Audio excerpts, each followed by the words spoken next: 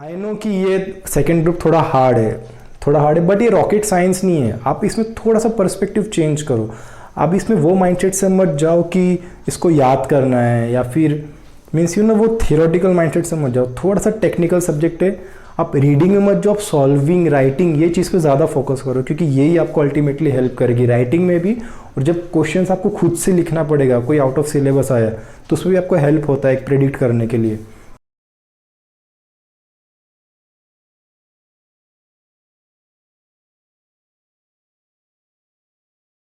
Hi, my name is Yugal and today I am going to share with you how I had cleared my second group of CS Professional. So जब मैं आया था paper देने तो basically मैं 1 month की छुट्टी लेकर ही आया था बिकॉज 10 डेज तो एग्ज़ाम में था, 20 दिन था मेरे पास प्रिपरेशन का। उसमें भी ट्रैवलिंग का टाइम प्लस बीच में फैमिली इवेंट्स थे 1-2, तो 18 दिन ही था, 15 से 18 दिन ही था। तो जैसे मैं आया फर्स्ट मैंने लाइब्रेरी ज्वाइन किया तो मैंने देखा कि मेरी पढ़ाई नहीं हो रही थी बिकॉज पहले मैं 14-14 घंटे पढ़ता था एग्जीक्यूटिव के लिए, बट इस बार मेरी पढ़ाई नहीं हो रही थी।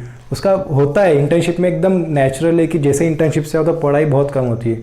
तो फिर मैंने देखा कि चलो ठीक है, इसको ईगो पे नहीं लेते, थोड़ा सा मीन्स जैसे प्रैक्टिकल सोल्यूशन जो निकलता है वो करते हैं। तो फिर मैंने देखा कि चलो ठीक है, मैं ब्रेक ले लेके पढ़ता हूँ। तो मैंने 30 मिनट्स 40 मिनट्स ऐसे शुरू किया, 30 मिनट्स पढ़ाई किया, 1-2 पेज रीड किया, 10 मिनट्स ब्रेक लिया, 1-2 पेज रीड किया, 10 मिनट्स ब्रेक लिया। बट मैं वो ब्रेक में सोशल मीडिया वगैरह यूज़ नहीं करता था, मैं खुद को रिचार्ज करता था। सो वो था। फिर सेकेंड तो ये था कि मेरा फूड कंजम्पशन, मैंने सब कुछ चेंज किया। फूड कंजम्पशन, मुझे नींद आ रहा है, पहले मैं कॉफ़ीज़ वगैरह नहीं पीता था तो फिर मैं कॉफ़ी पीना शुरू किया। फूड ट्राई किया कि कम कंज्यूम करूँ। मैं डिनर कुछ 6 बजे ही कर लेता था, शाम को 6 बजे 6:30 बजे, और सुबह ब्रेकफास्ट करता था। लंच में अवॉइड करता था, लंच में मैं छोटे छोटे स्नैक्स लेता था बस। तो फिर वो मुझे हेल्प किया कि मैं हमेशा एक्टिव था। एंड अल्टीमेटली मैंने वो मैंने फील्ड नहीं छोड़ा कि चलो ठीक है पढ़ाई नहीं हो रहा है, मैं पढ़ते गया। एंड फिर जब मैंने शुरू किया तो तब मेरा स्ट्रेटेजी ऐसा था कि ठीक है, अभी मैंने कोई चैप्टर उठाया, मैंने पूरा चैप्टर पहले रीड किया एंड इमीडिएटली उसके बाद मैंने उसे रिवाइज़ किया। मैंने तब उसे मूव ऑन न्यू मैंने रिवाइज़ किया। फिर तब उसके इमीडिएटली बाद मैंने स्कैनर खोला या फिर लास्ट ईयर के क्वेश्चन पेपर में जो भी क्वेश्चंस आए होंगे उसके ऊपर मैंने वो सब सॉल्व किया। मुझे इसमें डबल टिबल टाइम लगा है, बट क्योंकि उसका फ़ायदा ये हो गया कि जब एग्ज़ाम आया, मीन्स फॉर एग्जांपल कल के दिन पेपर है, तो मुझे ये नहीं चाहिए था कि आज अभी फिर से पूरा स्कैनर या फिर पूरे नोट्स मॉड्यूल फिर से ओपन करूँ। तो मैं वो कंसाइज करते गया। मेरा अल्टीमेट गोल वही था। एंड ऐसा भी नहीं था कि ये मैं मीन्स फर्स्ट टाइम रीड कर रहा था। जब मेरी इंटर्नशिप चल रही थी तब मैं वीकेंड्स में या फिर जब भी जो टाइम मिले तब मैं मैराथन्स देखता था या फिर किसी भी सर का कोई भी लेक्चर या फिर कुछ रीड कर लिया, कोई क्वेश्चन आंसर सॉल्व कर लिया, तो मैं वो तो शुरू रखता ही था। तो ये मेरा बेनिफिट था। सो अभी हम बात करते हैं कि मैंने सेकेंड ग्रुप का एक एक सब्जेक्ट कैसे टैकल किया। अब ऐसे नहीं था कि मुझे कुछ नॉलेज ही नहीं था सब्जेक्ट्स के बारे में। मैंने कहीं ना कहीं सुना था कि डीडी थोड़ा थियोरेटिकल है, फिर आरसीडी एकदम टेक्निकल सब्जेक्ट्स है, सीआरआई स्कोरिंग है। तो जब मैंने फर्स्ट टाइम देखा डीडी तो फर्स्ट रीडिंग मेरा मतलब एकदम ईजी लगा मुझे। लेकिन उसका साइड इफेक्ट ये था कि मुझे कॉन्फिडेंस नहीं आता था। एग्ज़ाम के पहले भी ऐसा लगता था मुझे कि मेरी पढ़ाई नहीं हुई है कुछ भी, बट जब मैं कुछ ओपन करता था डीडी के चैप्टर्स तो ऐसा लगता था कि सब पढ़ा हुआ है, सब याद है। तो ये एकदम नेचुरल है, ये होता ही डीडी में। आपको कॉन्फिडेंस नहीं आएगा क्योंकि वो बहुत ईजी है, उसके लिए इंग्लिश बहुत ईजी है। तो इसका मैंने ऐसे किया कि कोई भी जब क्वेश्चन मैंने उठाया उसके मैंने 8 से 10 पॉइंट्स मुझे मिल ही जाते थे स्कैनर, क्योंकि ये स्कैनर से या फिर मॉड्यूल बड़ा है थोड़ा, मैं 8 से 10 पॉइंट में बाय हार्ट 5 पॉइंट तो मैं याद करता ही था जो अलग अलग हो और इंपॉर्टेंट हो। जैसे कोई इंट्रोडक्शन, जैसे डेफिनेशन, कोई कॉन्फ्लिक्टिंग पॉइंट होता है, कोई एक एक्सप्लेनेशन होता है, कोई कंक्लूडिंग पॉइंट होता है। तो मैं इसे अलग अलग पॉइंट, 5 अलग अलग नेचर्स के पॉइंट याद ही रखता था।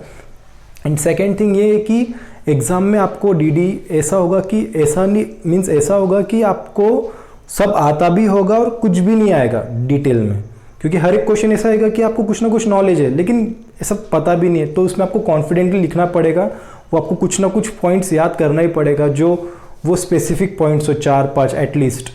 तो वो डीडी हो गया। फिर आरसीडी, अभी आरसीडी ऐसा है कि वो थोड़ा टेक्निकल सब्जेक्ट है, उससे हम बार बार रीड ही नहीं कर सकते। फॉर एग्जाम्पल अभी जब मैं पढ़ता था तो सेक्शन 242 था पावर्स ऑफ ट्रिब्यूनल। तो तब मेरे जो साथ पढ़ते थे वो ऐसे रट्टा मारते थे, जैसे 12-13 पॉइंट्स फॉर एग्जांपल अगर हो गए उसमें, तो कोई भी 8 पॉइंट याद कर लिया, कोई भी 4 याद कर लिया। वो ऐसा नहीं होता है, उसमें आपको 13 भले आप याद मत रखो, लेकिन 13 का एक एक केस स्टडीज आप एक बार देख लो, या फिर माइंड में एक बार केस स्टडी बना लो कि फॉर एग्जांपल अगर कोई ट्रांजैक्शन में ट्रिब्यूनल अगर कोई कॉन्ट्रैक्ट अल्टर कर रहा है, या फिर कोई कंपनी में डायरेक्टर को रिमूव कर रहा है, तो वो कैसे होता है, किस केस में होता है। जैसे ट्रिब्यूनल्स के पास इतने बस वो ट्रिब्यूनल्स के पास ही पावर है, वो ना आरओसी के पास है ना आरडी के पास है। ऐसी ऐसी चीज़ आपको याद करनी पड़ेगी आरसीडी में। कहीं भी टाइम पीरियड दिखा है तो कहाँ से काउंट करना है, टाइम पीरियड कहाँ तक काउंट करना है, वो यही चीज़ में मीन्स क्वेश्चन ज़्यादा आते हैं। किसी का हायरार्की पावर, वो हायरार्की में कितना है, बस वो एक स्पेसिफिक हायरार्की में रहता है। तो आरसीडी में, और ऐसा भी होगा एग्जाम में कि 2-3 क्वेश्चन ऐसे डेफिनेटली आते हैं हर टाइम में कि आउट ऑफ सिलेबस ही लगता है, ऐसा लगता है कि ये पढ़ा ही नहीं है।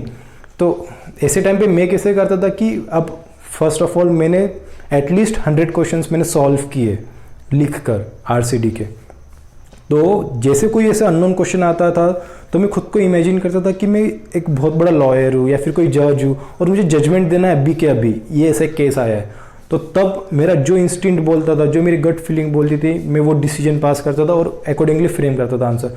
और वो मेजोरिटी राइट ही निकलता था, क्योंकि मैंने इतना प्रैक्टिस किया था, मैंने इतना रीड किया था, तो फिर राइट ही होता था वो। आप ऐसे एक बार आप ऐसे आंसर राइट करोगे ना, लिखोगे ना, आपको वो जजमेंट आ जाएगा कि कैसा क्वेश्चन है, कितना इसका आंसर होना चाहिए। एंड सीआरआई में तो आईबीसी एक चेरी ऑन अ केक जैसा ही है, क्योंकि एग्जीक्यूटिव में भी पढ़ा है और इतना डिफ़िकल्ट भी नहीं है, इंटरेस्टिंग है, तो फिर वो तो एक इजी टू कवर है और उसमें वेटेज भी ज़्यादा है।